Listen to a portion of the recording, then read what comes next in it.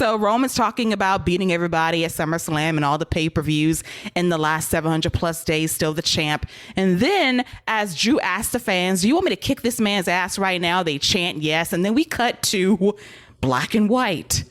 And I hear some familiar music. I see Scarlett way up on the ramp. And then we see Karrion Kross with hair attack Drew McIntyre, whoop his ass. And we have Scarlett looking just as gorgeous as ever with the hourglass. She flips it upside down, and like sand to the hourglass, so are the days of Roman Reigns' title reign as Universal Champion, apparently going down the glass. And I thought that was a very clever way to end SmackDown. Welcome back, Karrion Kross and Scarlett. And I go back to what I said last year on one of my podcast shows, in that I thought WWE could never fuck up Karrion Kross on the main roster. And sure enough, they did on day damn one. And I knew then Vince had to go, even before the scandals broke out. How do you mess up a presentation that is a slam dunk?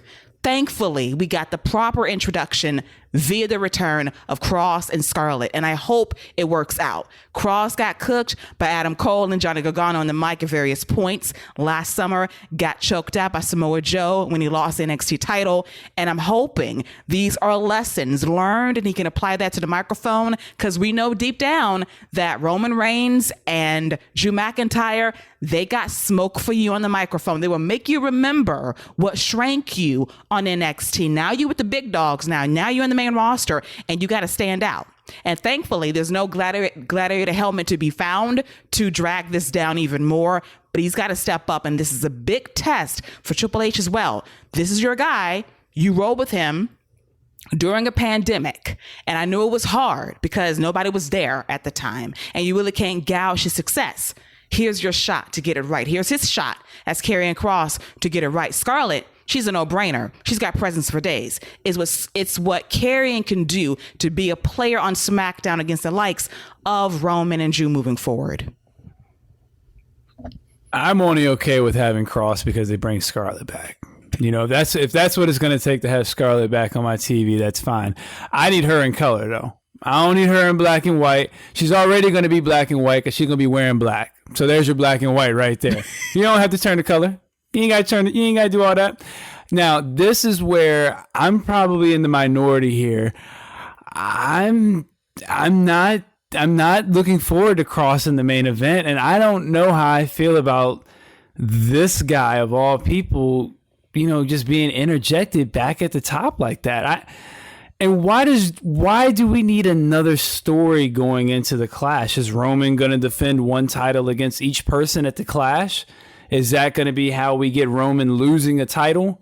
You know, I don't know, man. I'm not sold on this particular segment or Karrion Kross in general.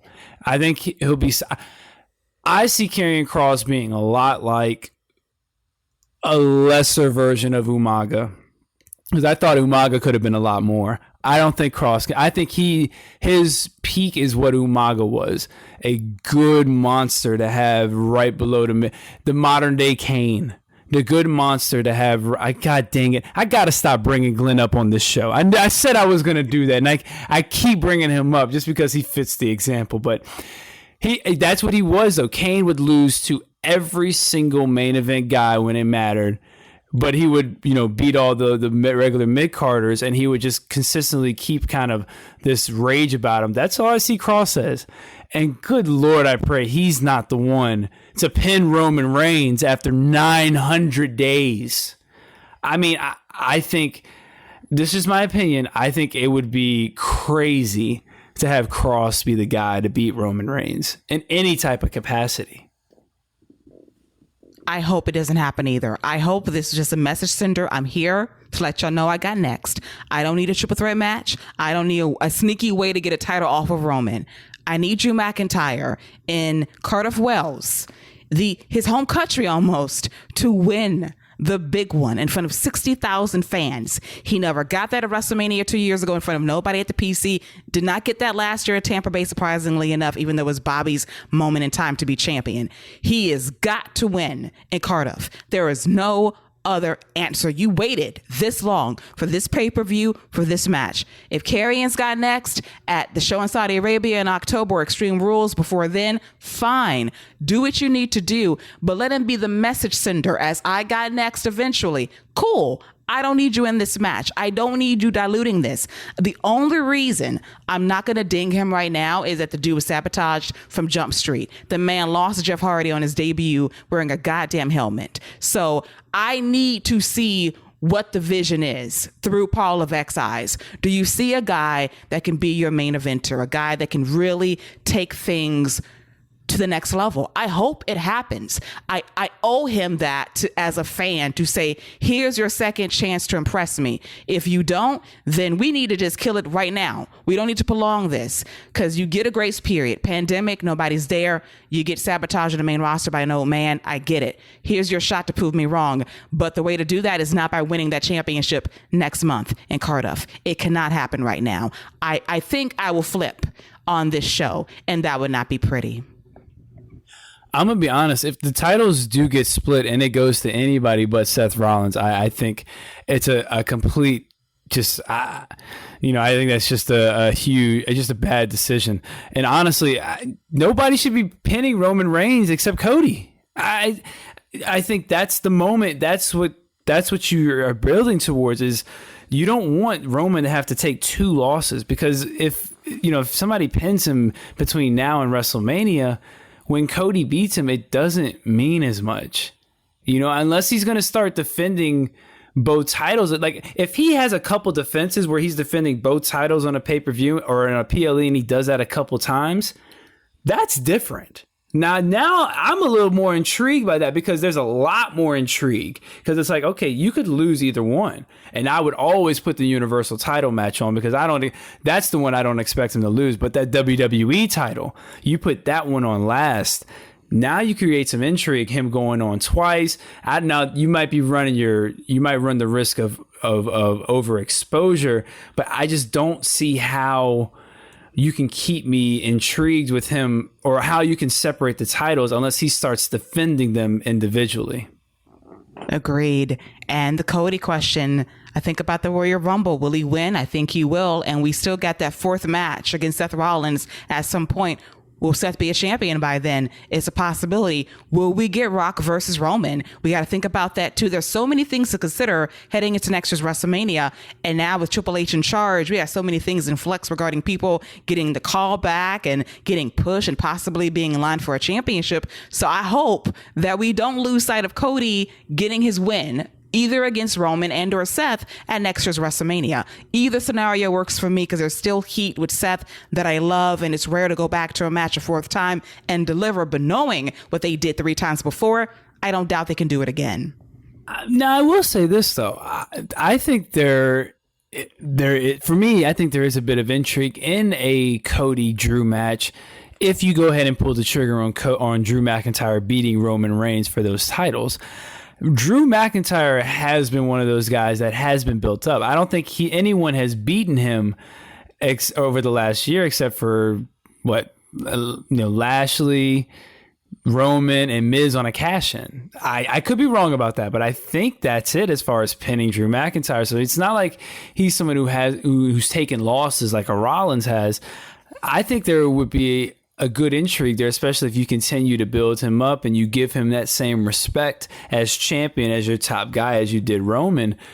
Because then whoever Roman goes against is going to be elevated. And if he loses the title, you have to think it's got to be Rock, because who else do you bring him back against? Unless Stone Cold's like, hey man, I'll take another $8 million to come back for another one night to do what I did last year, because that was great. Unless you get something like that, then, hell yeah, you take the belt off and let's do Roman and Stone Cold. I mean, what the hell not? But if you're not doing Roman Rock, I just think you keep the belt on him, unless you do pull some loophole and Drew pins him in Cardiff and he only wins the WWE title, which I think would be silly. But if you have to get a title off him and you want one back on Raw, that's the way to do it. Paul Heyman actually pulls some strings and pulls a loophole. But I don't like the idea of Roman being pinned by anybody except for whoever you want to take that Universal title off of him. Agreed. And that makes the most sense. And there are a lot of scenarios to play into. And the good thing about Triple H being in charge is that you're not going to be playing it by ear heading into January. Because I think by then, I think you have an idea as to exactly what he wants to do at WrestleMania. There'll be a card in place. Remember the days when Vince was having Station Mind and he had a plan laid out months in advance for WrestleMania? We ain't had that the last few years. I think we have a firm plan and an idea for WrestleMania by December. Yeah, and you know, just even if it's just a tentative plan on what your top matches are, we talked about on this show how for so long they've booked matches and created a story from that instead of creating a story for the match. They create a story from the match. I think now we're going to start seeing that, you know, the right way, the right process of doing things. And, you know, I mentioned that I'm, you know, not fully on board with the Triple H vision as far as who may get put on top. But if you're telling a good and coherent story that is not, you know, taking, you know, these crazy turns to get back on the same track, then you know I'm going to be more willing to give it an opportunity than when you start doing ridiculous things, even if the people you're putting at the forefront aren't exactly who I would have put at the forefront. But then again, I didn't win Booker of the Year, so what do I know? Well, it's not too late. There's still time for you. Listen, I if he ever wants to run that he's got 2 tag teams, by the way, in Judgment Day. He's got Damian and the Priest, and he's got Finn and the Demon. So, listen, whenever he wants to do that and have an 8-man tag, I got ideas. I got ideas. No, listen. If we are shut down with monkeypox problems, maybe we can do it. If we're going to lock it down, Joe, we're going to lock it down again with monkeypox going crazy. Maybe your idea will come to life in a Thunderdome 3.0, but it ain't happening anytime soon. Halloween hat. Hey, they're going to take a visit to NXT 2.0 and go see your boy Joe Gacy. Halloween Havoc. Hell no. No. We ain't doing that. We're not doing that. But I'm sure Finn is thrilled that Triple H is in charge because he could be NXT Finn. Oh, thank God. I think he brought back the tights. Yes, Damien's thrilled too. Finn could bring back the tights, talk like he's a part of NXT from years ago, and he can be himself. So I'm sure they're thrilled they can be themselves again. You know, I do think we should have a conversation one day, one of our shows about, you know, who is going to benefit, you know, like what guys and girls are really going to benefit and who is going to take kind of that downward spiral. Because I think that's a very interesting conversation when you really start talking about guys, because even guys that we talk like a Chad Gable, that's a guy I would keep an eye on, you know, just people like that. So I think it's very interesting. We saw it like Shayna Baszler. It's just an interesting conversation with Triple H now at the helm.